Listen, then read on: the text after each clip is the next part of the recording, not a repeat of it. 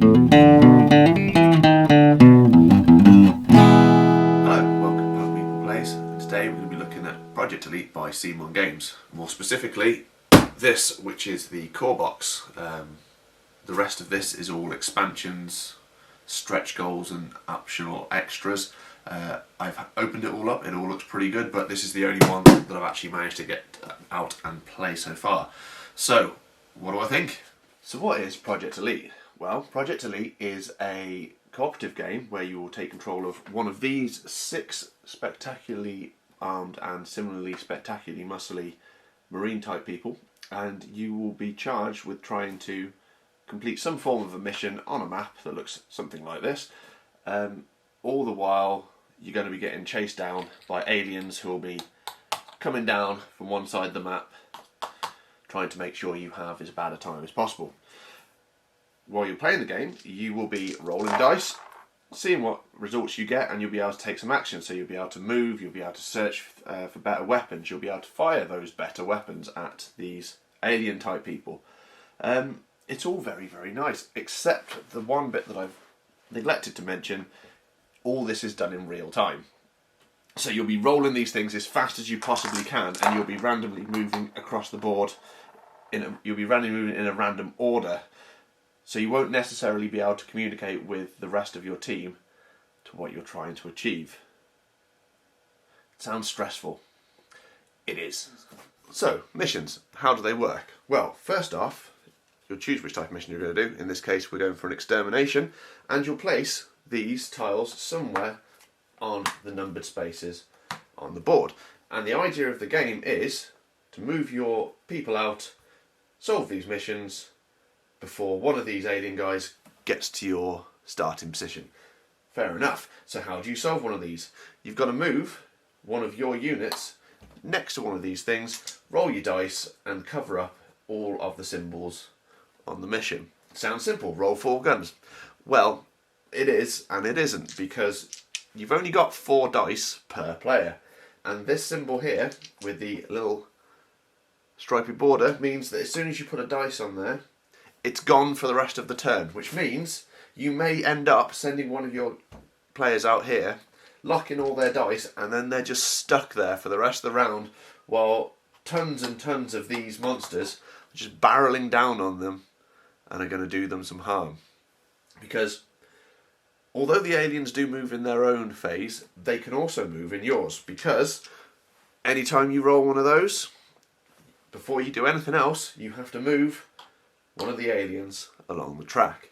And they've all got these little arrows here, and you can choose which of them they go, but they're always coming towards you.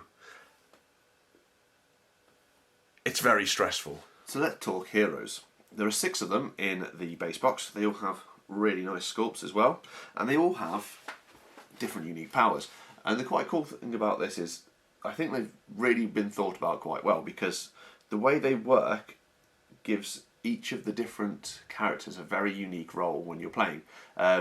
One of the guys can move really quickly around the board, which makes them quite good for going off and getting like objectives that are quite deep in enemy territory. You can get other ones, characters that are really good at stopping enemy movement when you roll the red faces on the die, so that's quite useful. There's another guy who can basically re-roll any time he misses, which is again very useful because you're doing all this against the clock, so any time saved having to roll symbols on dice is very, very useful.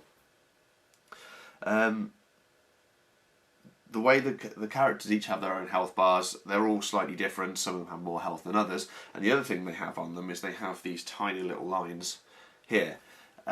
Whenever your health bar drops below one of those lines, you actually lose one of your dice, and you don't get to take it back until your health goes back above that bar. Now, each of the characters has 2 of those, with one exception actually, which means you can end up losing half of your dice if things go quite badly, which is stressful. So, aliens, how do they work? First up, you got these guys, the runners. They're incredibly fast, but they don't do much damage once they get up close to you. You've then got these guys, the biters. They don't move quite as fast, but they do more damage once they get up to you. And lastly, you've got these guys, the shooters. They don't move very fast at all, but they can take pop shots at you from a distance. They can all be killed with just one shot though, so they're not too stressful. You will be seeing lots of them though, because every turn you will be drawing a number of cards from this deck, depending on how many players you have and how hard you want the game to be. I was playing on easy and was only drawing 2 cards, and I still got absolutely destroyed, so, you know, it's not an easy game. The other cards you'll be drawing from though are these, which are the boss spawns, and this is where it gets really tricky, because these guys don't go down quite so easily. So when you draw from a boss spawn, you might draw a big old boss.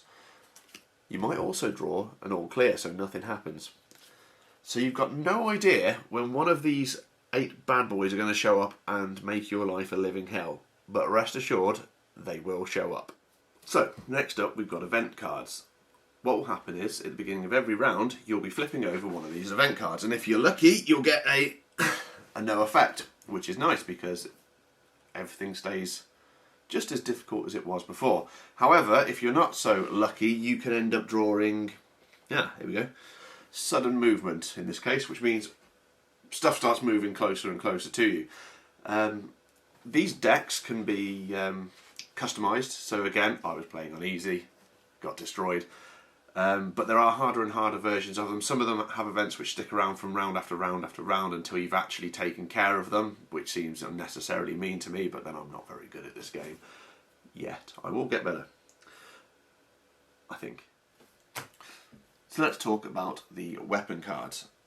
These are the tools of your trade, as your trade is dealing with big knobbly aliens on the battlefield.